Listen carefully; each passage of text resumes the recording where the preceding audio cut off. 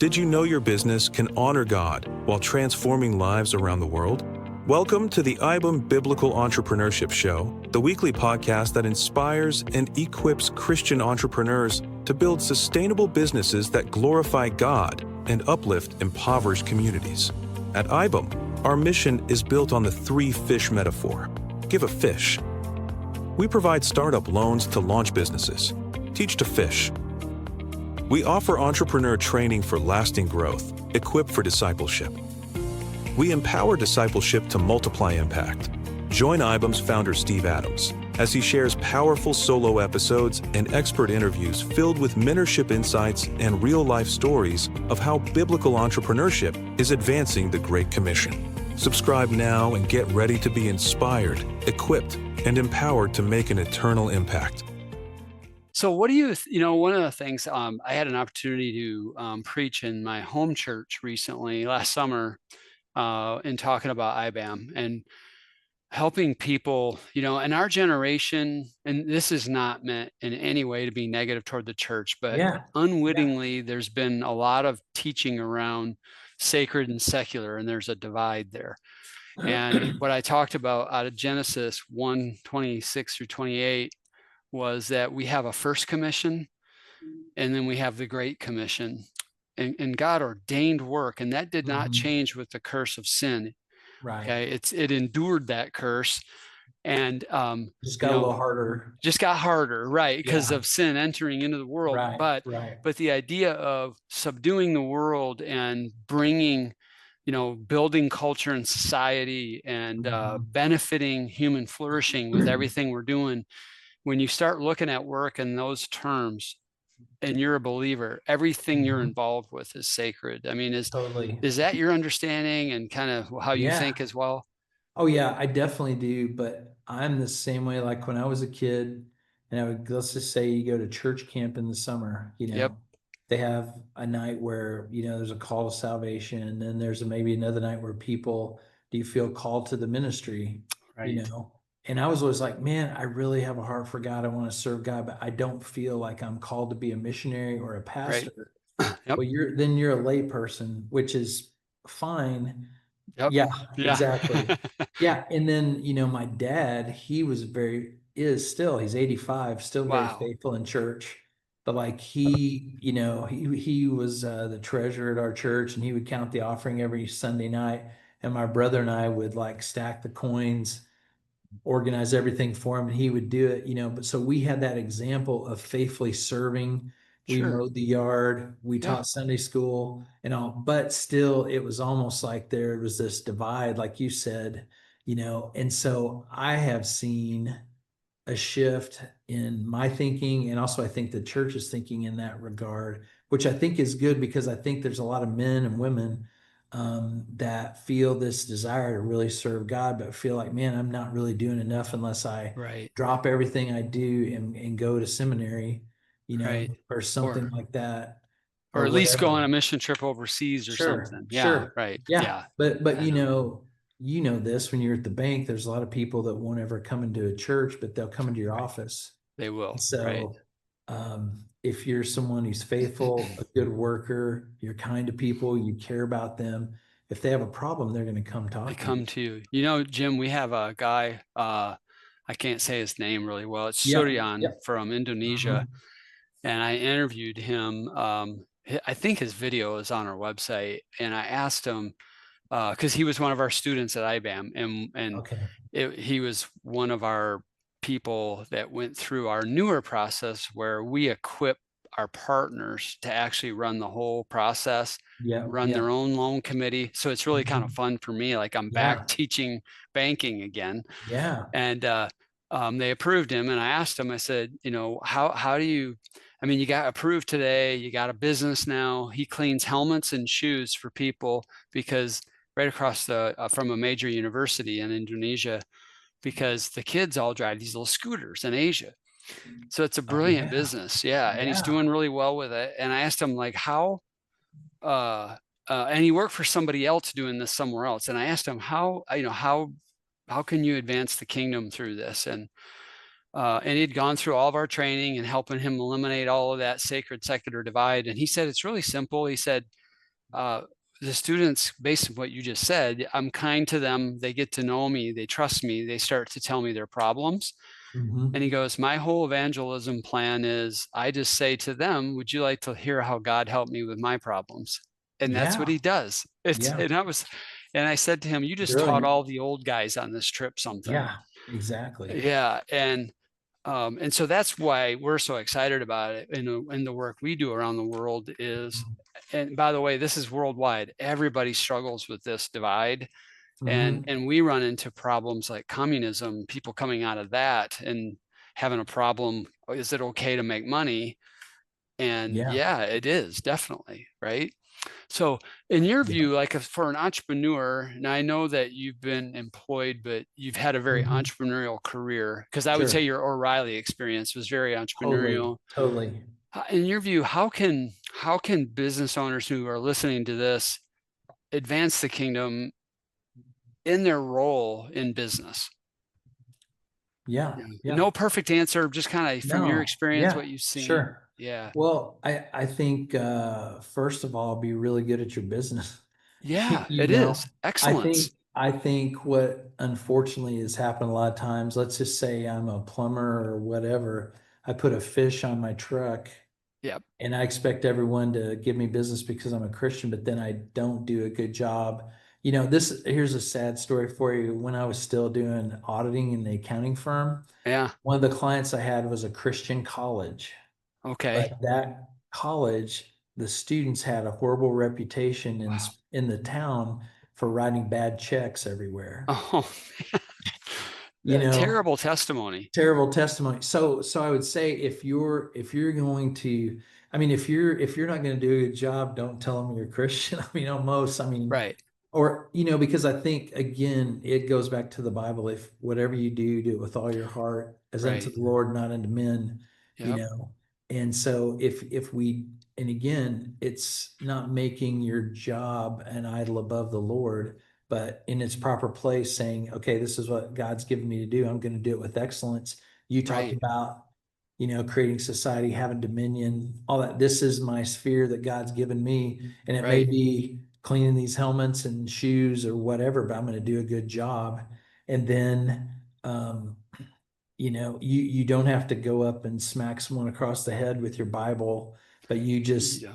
let people know that you are a Christian. There's opportunities for that, Right. and then the opportunities will come.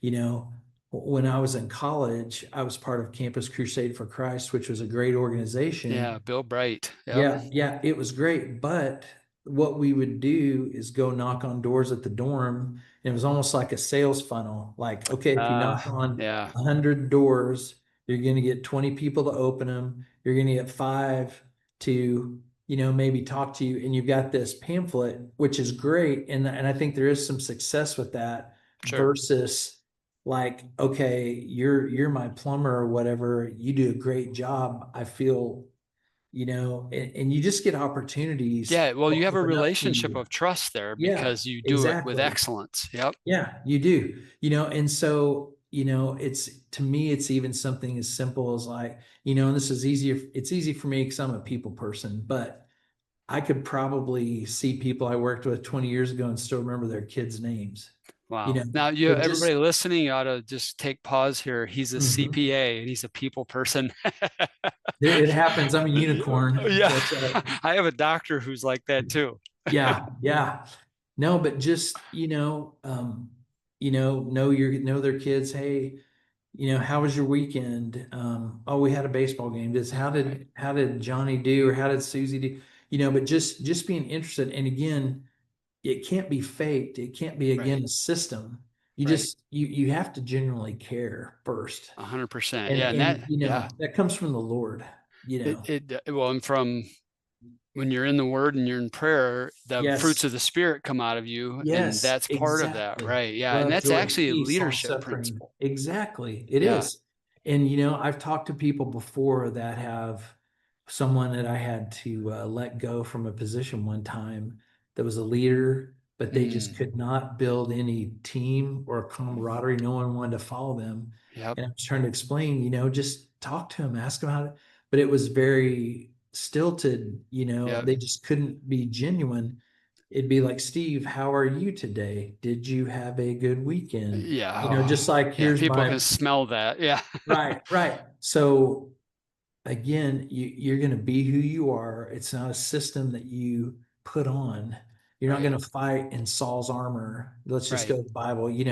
Right. I'm David, I'm a shepherd. I've got three rocks. You may have armor, Steve, but I'm going to do what I Yeah. do. And, and it's not by might, not by power, but by my spirit, says the Lord. Right. So again, do a good job, treat your people well, and people work for people. Mm-hmm. Yeah, they work for a paycheck, and all that has to be right. But Right. ultimately, people work for people, and that's your biggest thing for retention, It is. Yep. They and how quit you treat leaders, your, not the company. yes, Right. yeah, and how your people feel gives them the place to treat your customers well. If you're not loving on them, they can't love on your customers and everything. But so anyway, I mean, I think it's, again, you're looking at them as people. And yeah, if I may be harder to talk to than you about the Lord, but there's going to be a time when, I'll be open to that. And Right. could be a health thing, it could be a financial thing, so again, and in your business, you can put some things in place. You can pray before meetings, you can do this. Yep. At O'Reilly, we couldn't do that, but Right. everybody knew I was a believer, and I would have Sure. people come talk to me, Yep. Yeah. And by the someone. fact that you were the Yeah, CFO and you were open, that was unique right, and different to people. Right. yeah, Yeah. yeah, You were humble because of your walk with the Lord, not just your, hopefully, right. yeah, No, I'm sure you right, were. Yeah. yeah. Yeah. Yeah, and do you know the people that work in the warehouse, or do you just know the big Right. guts? Right. Yeah. And those type of things, or the receptionist or the janitor or whoever. I mean, I grew up, working in college, washing pots and pans in the cafeteria to pay my way through school and things like that. Yep. And some people look at you kind of like, you're not so cool, but you're Right. still a person.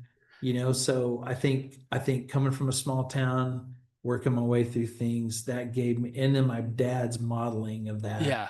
Right. gave me some good perspective on how to treat people, and treat everybody the same. Yep. So anyway, Right. Well, they're all made in God's image. And yeah, they are. when I, Sorry for the big ramble. no, that was Yeah. good. There's a lot of gold in there. And, I still have, I think the last time we talked, I shared, I have an organic grocery store in Florida.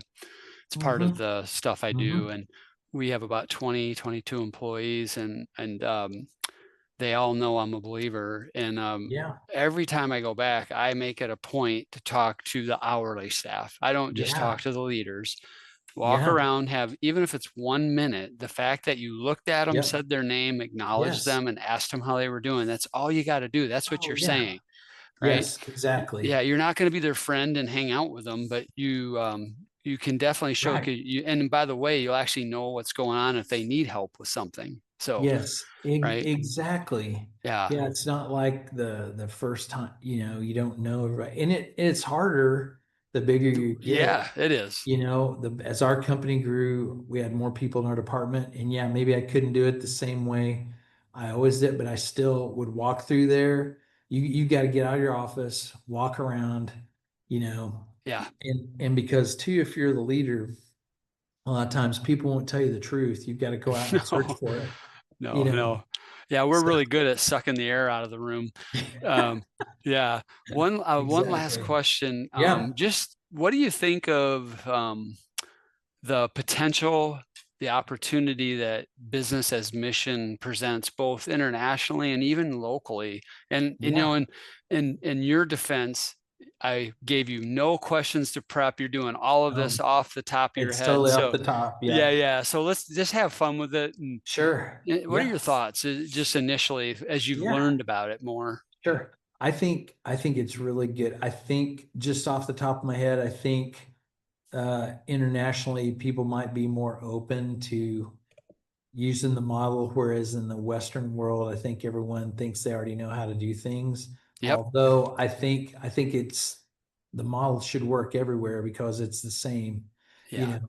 So I Humans. Yeah. think, you know, in Africa or other countries, like part of my career, I worked at Convoy of Hope, which is a relief organization, and traveled a lot. And, you know, people are more open to trying things when, you know, because they admire America and everything like that. Right. Yeah. Um, but I think I see, you know, as being part of a local church, you know, the church we go to now, I've been there 23 years. I've seen people that have tried to start businesses and things, and they could have really benefited from being part of iBAM and Yeah. having The that structure. framework and the Yeah. structure Yeah. because they Yeah. don't know what they don't know, you know. And churches aren't really set up to do that. What happens a lot of times is the pastor says, "Hey, call Steve. He's a business guy," Yeah. you know. Right. And if Yeah. they got you, that'd be great because you have the system. But you Right. know, a lot of times it's going to be someone that, hey, I'd love to help you, but they don't have something you can hand off here, No. you know, Or the framework margin to or actually the work with margin them. to do it. So Yeah. Right. I think there's a good opportunity there. So I think, you know, getting the attention of pastors and everything to let Right. them see the opportunity, Yeah. you know, and I mean, they've got so many things coming at them, you know, Yeah. I Tough. understand it's very tough. They're dealing with everyone's crises and prayer needs and all. And then, Yeah. yeah, I don't have time to help you run your business. But again, if we can take what you said earlier about secular and sacred and put it all together, you Right. know, they can see that as an extension of ministry, you know, and have a tool. It's just like a partnership. You know, we partner with local agencies here for benevolence and things like that. Sure. So I Yeah. mean, Right. IBAM could just be another, you know, arm like that Hmm. and tied in, you know, and there may be someone in the church that could be the champion of that, you know. That's the key. And we're actually, it's kind of fun. We're finally, after 20 years, we're partnering with a church in Seattle and one in Houston. Okay. And we're going to do our whole thing through a champion on the team Mhm. there that's going to lead that. And they're Yeah. using it for, they're tying it into a church plant, which is really cool. That's a Perfect. really strategic way to use Yeah. it. Oh yeah. Yeah, yeah. And it's a church in a really nice, the one in Seattle also, they're both in affluent areas and they're going into middle income, lower income Mm, areas and trying to provide opportunity. So gotcha. it'll be fun to see how that works. You know, we know it works all around the world. Yeah, So it should work here where we're speaking the it same should. language. And Yeah, yeah, yeah. yeah. So No, it should, you know, but I think maybe the one difference, unfortunately, a lot of people internationally might be a little more motivated to listen right. and try Yeah. it than Yeah. here. But there are people here in the US that still are hungry and want to learn and do, Right. you know. Yep. So maybe not everybody, but anyway, I mean my belief is truth, no matter if it's in the 100%. church and business, you know, wherever geographically. So it's gonna work. God's plan works everywhere. Yeah. So yep. So I promise I want to do 1 minute. Yep, Tell us you're about good. your daughter you adopted. Tell us that Yeah, story and how is she yeah. doing? You know, because some She of them don't do Oh well. yeah. No, she's doing great. She's 18. She's a senior in high school. Hmm. She's actually the student body president in her school. She goes to a Christian school, Wow. you know, which is amazing. She's you know, not a big personality, but she's one of these kids that gets along with everybody Uh-huh. and she likes to help and serve. So she's very involved planning, you Yep. know, homecoming or all these student activities. But I met her when I was in Haiti in 2010. I Was was that after there. the earthquake? Yeah, right Yeah. after the earthquake. The Yep. earthquake was January of 2010, and I was there right after that. But in April, I was back there with a group of pastors, showing them our work we did there. And part of our work was feeding children at orphanages. Yeah. From And through so Convoy of Hope. mhm, the Yep. Convoy of Hope, Uh-huh. yes. So I had been to tons of orphanages in my life on mission trips, others, played with lots of kids. I'm a dad, so I always play with the kids. Yep. But this particular day, this orphanage, there's probably 80 kids. They were in like a shelter because all their buildings had collapsed in the earthquake. So they're living under like a tent, you know, or something like that. And they Yep. were getting ready to feed the kids. This little girl's crying. So I go pick her up. Turns out, you know, ends up being my daughter, but she was crying. She was almost 3, so I held her and kind of comforted her. then she ended up going to sleep on me. I held her for probably like an hour, and she was just my buddy for the rest of the time I was there. Just You know, broke your and heart, just, didn't it? Yep. oh yeah, Yeah. totally. Yep. And so we left. I got home and I told my wife, I'm like, man, I cannot stop thinking about this little girl, you know. And earlier in our life, we had talked about adoption. We had between our second and third children, we had a few miscarriages. And so we had discussed adoption then, but then through God's grace, you know, we had two more kids biologically. But so we were open to that. So we decided in August of 2010. So I met her in April, August to start the process, but that was kind of backwards because normally you say, I want to adopt, you pick a country, you Yeah. get matched to a child. Right, I right, found a right. child that was backwards. Worked your way backward. Yes, which is not easy, but thankfully, because Convoy of Hope had staff in Haiti, you know, we had some connections, but it just took a lot. After the earthquake, Haiti shut adoptions down for like a year because Yeah. of infrastructure. Then Sure. human trafficking, you Oh, know, was yeah, kind of a right. newer thing. So Yep. the US had a lot of new stipulations. It was not for the faint of heart. My wife said she felt like she was pregnant for 3 years, you know.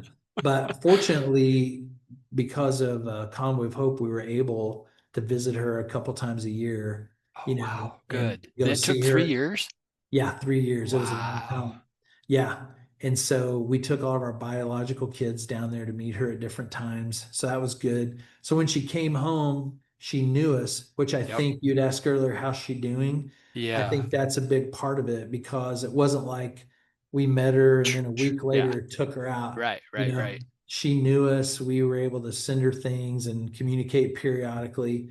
But so she came, uh, we brought her home when she was 6, almost 7, you know, and it was really awesome. You know, she's like an orphan, and we are flying home, and we happen to get upgraded to first class. Oh, so she So went from she orphan to first to class. first class, she Oh, did. wow. Yeah. And you know, when they That's a come great by story. with, do you want a drink or a cookie? She wanted everything. Everything, yeah. Gonna Yeah. get her money's worth. Oh Yep. yeah. Yeah. And when we took off, she looks out the window again, just children, you know, she said, bye bye, Haiti, just like that.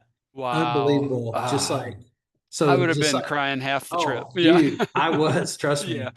So it was just like God said, okay, you know, just like he does with all of us, you're an Yeah. orphan. It's a picture of all of us. It's Yeah. a picture of all of it. So I'm just thankful, you know, people always say, oh, well, you did so much for her. Not really. I mean, she has blessed our family. All of our other children have welcomed her so much. You know, it's just been good for our family.